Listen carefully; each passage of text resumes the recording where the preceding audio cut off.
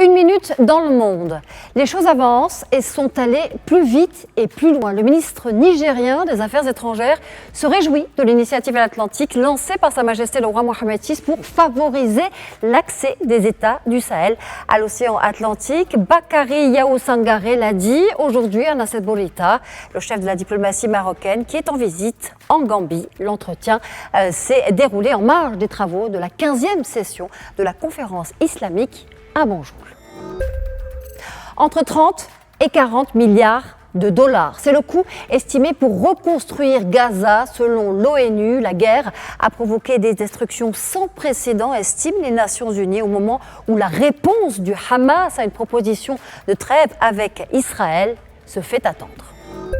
Joe Biden, lui, est sorti de son quasi-silence sur la mobilisation contre l'offensive israélienne dans la bande de Gaza, qui secoue depuis 2 semaines maintenant les universités américaines. Il a prôné le respect de l'ordre.